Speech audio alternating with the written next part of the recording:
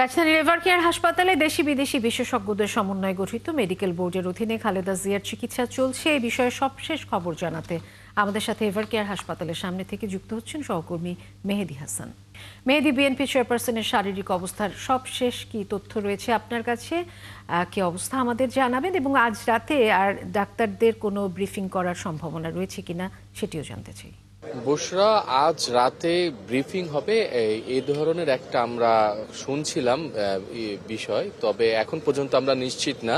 তবে আমরা এতটুকু শুনেছি যে কিছুক্ষণ আগে অর্থাৎ রাত 9টার দিকে একটা নতুন হেলথ মিটিং বসার কথা বা শুরু হবার কথা, যেখানে ডক্টর জুবাইদা রহমানও উপস্থিত আছেন। এবং আপনি জানেন যে বিএনপি চেয়ারপারসন এবং সাবেক প্রধানমন্ত্রী বেগম খালেদা জিয়ার যে মেডিকেল বোর্ড আছে, ডাক্তাররা আছেন, ডক্টর এজেডএম জাহিদ হোসেন এবং অন্যান্য যে পারদর্শী চিকিৎসকরা আছে, তাদেরকে নিয়ে যে একটা বোর্ড রয়েছে, সেখানে ডাক্তাররা আলোচনা শুরু করার কথা রাত 9টার দিকে। এবং সেখানে যুক্তরাজ্য এবং চায়না থেকে আগত ডাক্তাররাও উপস্থিত থাকার কথা। এই ধরনের আসলে প্রতি ঘন্টায় ঘন্টায় যখনই প্রয়োজন হচ্ছে, মেডিকেল বোর্ডের ডাক্তাররা কিন্তু খালেদা জিয়ার শারীরিক পরিস্থিতি উন্নয়নে এই ধরনের হেলথ মিটিং করছেন।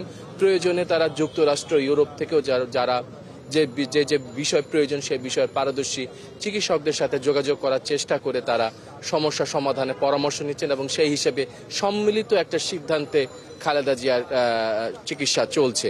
আপনি জানেন যে আজকে বিকেল 4টার দিকে খালেদা জিয়ার ব্যক্তিগত চিকিৎসক ডক্টর জাহিদ সাংবাদিকদের সাথে কথা বলেন। সেখানে তিনি জানান যে বিদেশে নেওয়ার যে বিষয়টি, সেটি কিন্তু আপাতত হচ্ছে না, কারণ মেডিকেল বোর্ডের যে ডাক্তাররা আছে সেখানে জানিয়েছেন যে তার শারীরিক অবস্থা এখনো বিদেশে নেয়ার মতো না। কারণ আপনি জানেন যে বাংলাদেশ থেকে যখন যুক্তরাজ্যে নেওয়া হবে, সেখানে একজন সাধারণ মানুষের পরিস্থিতি বা একজন রুগীকে নিয়ে যাওয়া, সেটা কিন্তু পার্থক্য আছে।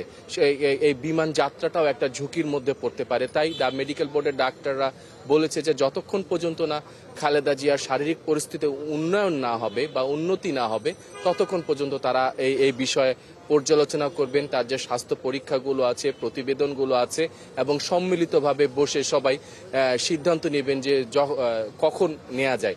তবে মেডিকেল বোর্ডের ডাক্তাররা বরাত দিয়ে ডক্টর জাহিদ আমাদেরকে জানিয়েছেন যে যখনই খালেদা জিয়ার শারীরিক পরিস্থিতি উন্নতি হবে, তখনই কিন্তু তারা যুক্তরাজ্যে নিয়ে যাওয়ার সিদ্ধান্তটা নেবেন। এবং পাশাপাশি এটিও জানিয়েছেন যে এয়ার অ্যাম্বুলেন্স যে কাতার গভর্নমেন্ট যে ব্যবস্থা করার কথা, সেটিও প্রস্তুত আছে।